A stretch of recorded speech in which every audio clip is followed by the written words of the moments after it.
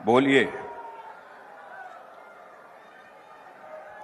भारत माता की, भारत माता की जय श्री राम। बहुत बहुत धन्यवाद। आज के इस सभा में मौजूद भारतीय जनता पार्टी पश्चिमी बंगाल के तेज तर्रार प्रदेश अध्यक्ष, जिनको अभी अभी आपने सुना है, और जो बराबर पश्चिमी बंगाल की आवाज को भारत की संसद में बुलंद करते रहते हैं, ऐसे श्री समीक भट्टाचार्य, विभाग और हमारे सांसद और महामंत्री श्री ज्योतिर्मय सिंह जी महतो, श्री तुषार जी मजुमदार, विभाग संयोजक श्री उमेश राय जी, श्री देवाशीष जी सामंत, श्री सुरेश शाह, श्री संजय भाटिया, श्री मनीष सिंह, श्री कौशिक चक्रवर्ती, श्री विभव मित्रा, श्री अजीत सामंत, प्रदेश उपाध्यक्ष युवा मोर्चा, और इस सभा में मौजूद मेरे सभी सम्मानित बहनों एवं भाइयों। बहनों भाइयों, बंगला तो मैं समझता हूं, लेकिन बंगला में ठीक तरीके से बोल नहीं सकता, इसलिए मैं हिंदी बोलूंगा। हिंदी चलेगी? चलेगी कि दौड़ेगी? दौड़ेगी। तो एक बार बहनों भाइयों, बंगलार भाई बोने देर के जानाई आभार शुभेच्छा। बहनों भाइयों, इस बंगाल की महान धरती को मैं शीश झुकाकर मैं नमन करता हूं। मैं जानता हूं इस पश्चिमी बंगाल की धरती के बारे में, यहां यह चैतन्य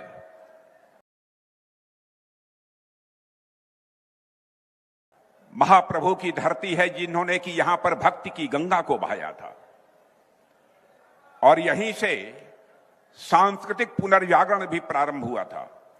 यही वह भूमि है मेरे बहनों भाइयों, जिसने देश को राष्ट्रगान दिया है और राष्ट्रगीत दिया है, वंदे मातरम का मंत्र दिया है, जिसे आज सुनकर हर भारतवासी, चाहे वह भारतवर्ष के अंदर रहता हो अथवा दुनिया के किसी भी देश में रहता हो, इस वंदे मातरम गीत को सुनकर उसका सीना गर्व के साथ चौड़ा हो जाता है। वह भी देने वाले इसी धरती के सपूत थे, बंकिम चंद्र चटर्जी। और आज हमारे प्रधानमंत्री श्री मोदी, नरेंद्र मोदी ने करिश्मा किया है बहनों भाइयों।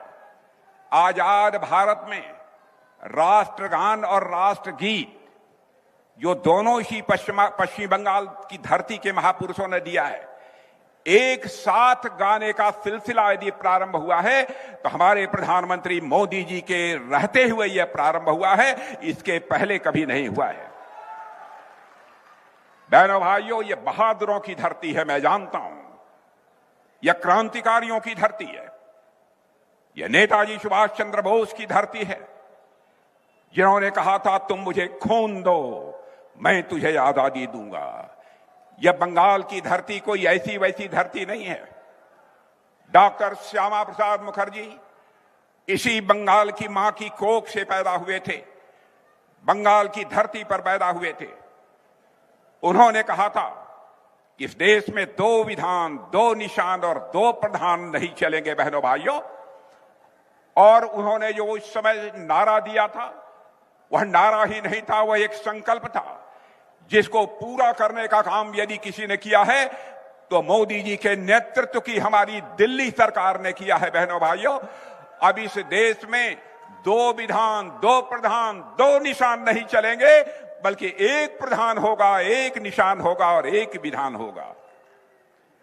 मेरे बंगाल के बहनों भाइयों, मैं जानता हूं बंगाल की धरती, बंगाल की मिट्टी, यहां की मिट्टी में बलिदान है, यहां के मिट्टी में स्वाभिमान है। और हालात आज ऐसे हैं, अब यहां मैं देख रहा हूं आप लोगों का उत्साह, कि मैं कह सकता हूं कि बंगाल की धरती से ही अब परिवर्तन का ऐलान है मेरे बहनों भाइयों। और मैं कहना चाहता हूं, अब परिवर्तन का समय आ गया है। बंगाल के मेरे बहनों भाइयों, अब चूकना मत। और आज की यह जो रैली है, मैं इसे केवल एक चुनाव की रैली के रूप में नहीं देखता हूं। मैं मानता हूं कि बंगाल में परिवर्तन की यह रणभेरी है आज की यह रैली। यह सिर्फ सभा नहीं है, बल्कि यह परिवर्तन का एक संकल्प है। इस परिवर्तन का यह संदेश है। साथियों, आज बंगाल की धरती पुकार रही है, अब टीएमसी का अत्याचार नहीं चलेगा। भारतीय जनता पार्टी आनी चाहिए और टीएमसी पश्चिमी बंगाल से जानी चाहिए। यह पश्चिमी बंगाल पुकार रहा है। अब टीएमसी का अत्याचार नहीं चलेगा। और मैं भारतीय जनता पार्टी का कार्यकर्ता होने के नाते पश्चिमी बंगाल की जनता को विश्वास दिलाकर जाना चाहता हूं। बहनों भाइयों, मैं देखूंगा, हमारी सरकार देखेगी पश्चिमी बंगाल की, कौन मां का लाल है जो किसी के ऊपर जुल्म और अत्याचार ढाएगा, कौन किसी मां बहन के साथ कोई छेड़छाड़ करने की जरूरत करेगा। यदि किसी ने यह जरूरत की बहनों भाइयों, तो उसकी खाट खड़ी कर दी जाएगी। ऐसी सरकार होगी हमारी भारतीय जनता पार्टी की। पश्चिमी बंगाल में भ्रष्टाचार का बोलबाला है। जहां जाइए वहां भ्रष्टाचार की लोग शिकायत करते हैं। जहां जाइए लोग भय और हिंसा के मारे सहमे हुए हैं।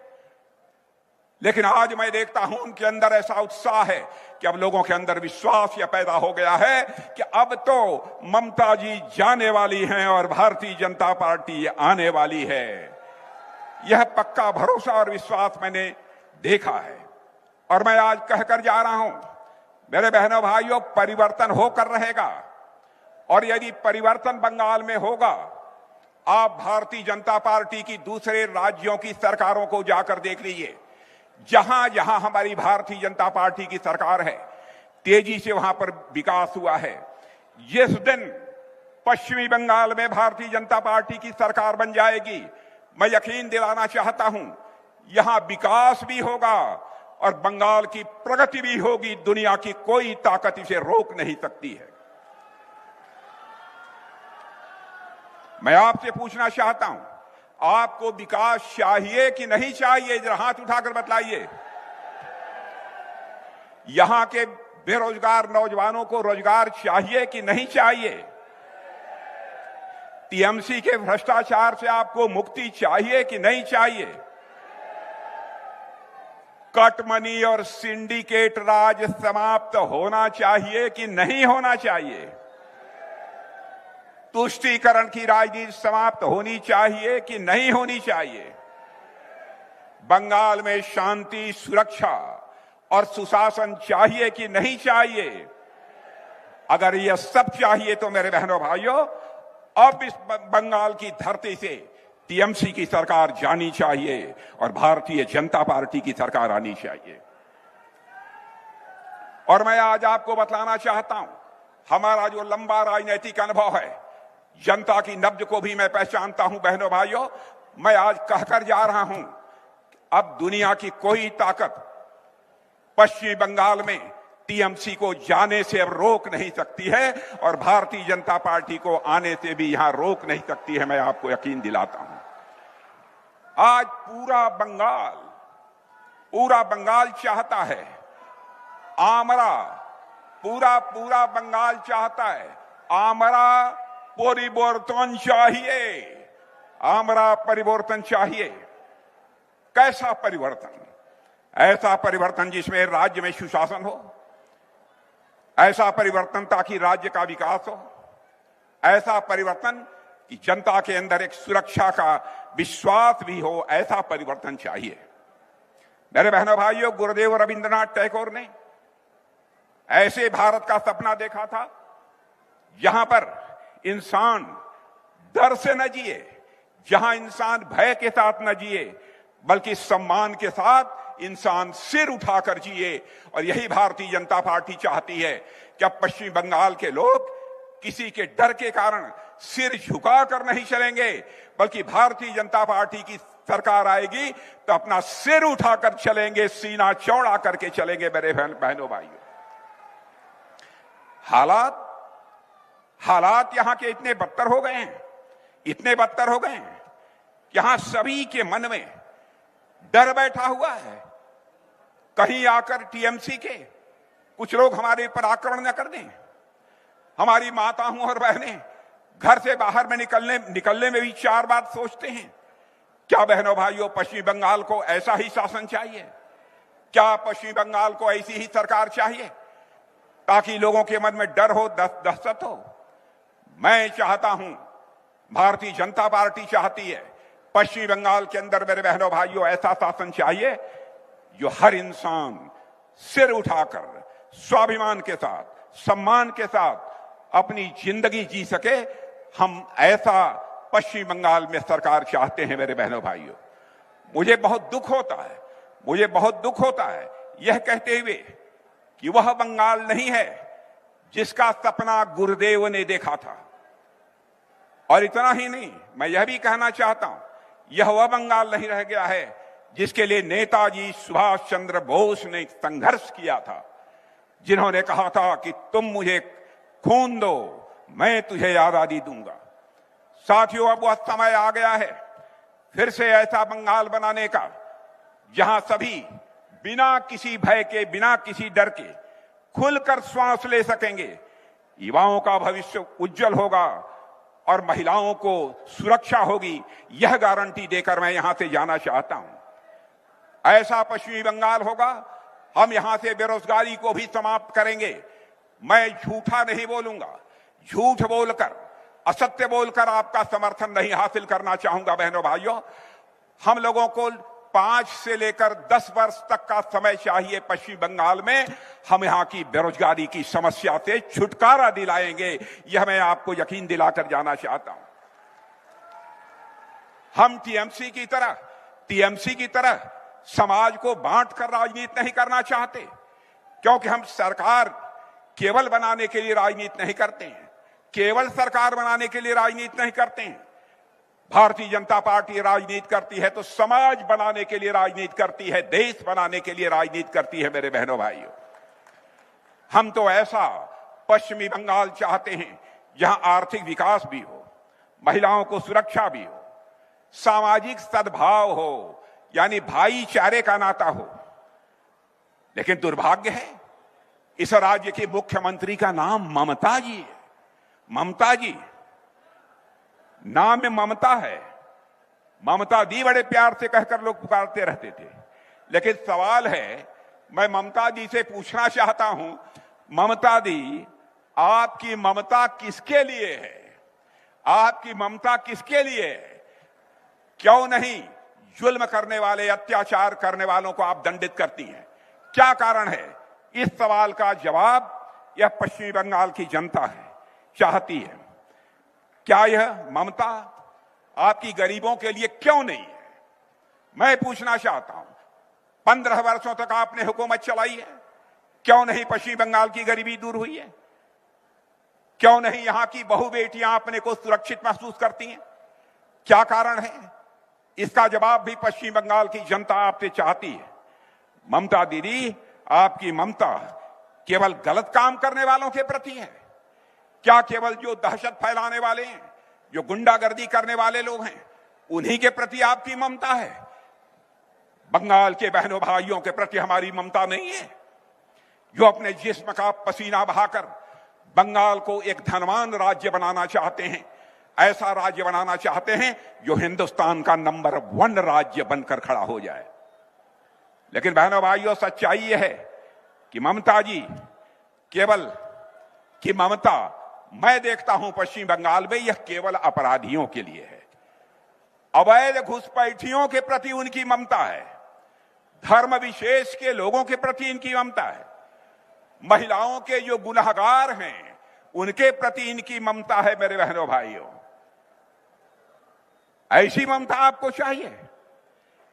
ऐसा लगता है कि पश्चिम बंगाल में अपराधियों को अब यह विश्वास हो गया है कि हम चाहे जो करें, ममता दीदी की ममता अब हमारे साथ रहेगी, यह अपराधियों को अब विश्वास हो गया है। नेशनल क्राइम रिकॉर्ड ब्यूरो के आंकड़े यह बतलाते हैं, महिलाओं के खिलाफ सर्वाधिक अपराध, सर्वाधिक जुल्म यदि हिंदुस्तान के किसी राज्य में होते हैं तो पश्चिम बंगाल में। यह विद्वानों की धरती है। जिन लोगों ने अपना खून बहाया है भारत को आजादी दिलाने में, भारत माता के पैरों में पड़ी हुई गुलामी की बेड़ियों को काटने में, यह ऐसे लोगों की धरती है और वहां पर ऐसे हालात पैदा हुए हैं। इसलिए मैं कहता हूं, बंगाल में कानून का राज नहीं है, बल्कि बंगाल में मेरे बहनों भाइयों कानून तोड़ने वालों का राज है, हो गया है।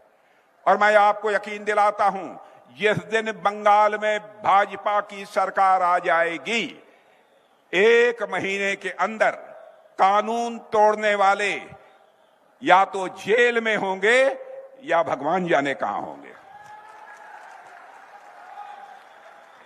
मेरे बहनों भाइयों, एसिड अटैक के मामले होते हैं, अपहरण के मामले, तस्करी के मामले में, कानून व्यवस्था के मामले में पश्चिम बंगाल की हालत बहुत ही दयनीय हो गई है, बहुत ही खराब है। आज मैं यहां पर संदेश खाली की घटना की भी चर्चा करना चाहता हूं। मैं भारतीय जनता पार्टी का राष्ट्रीय अध्यक्ष था। उस समय जब संदेश खाली की घटना हुई थी, उस समय मैं आया था। कितनी शर्मनाक घटना हुई थी। संदेश खाली की घटना के कारण पूरे देशवासियों का मस्तक शर्म से झुक गया था। महीनों तक आदिवासी बहनों का शोषण होता रहा, लेकिन उनकी शिकायत सुनने वाला कोई नहीं था। उनकी शिकायत दर्ज नहीं की गई। सत्ताधारी टीएमसी से जुड़े लोगों ने जमीन उनकी अवैध रूप से कब्जा कर ली। महिलाओं की अस्मिता को कुचलने का मामला था, गरीबों का हक छीनने का मामला था। जब सत्ता में बैठे हुए लोग ही इस तरीके से शोषण करें, आरोपी बन जाएं, तो पीड़ितों का उद्धार कैसे होगा? पीड़ितों को बचाने का काम मेरे बहनों भाइयों कैसे होगा? पीड़ितों की आवाज कौन सुनेगा? मां दुर्गा की उपासना करने वाली यह धरती पर यह अपराध हुआ है। एक महिला मुख्यमंत्री के रहते हुए इस प्रकार के अपराध हमारी माताओं बहनों के साथ होते हैं। कैसे पश्चिम बंगाल की जनता इसे बर्दाश्त करेगी? बताया गया है कि अपराधियों को बराबर संरक्षण दिया जाता रहा है।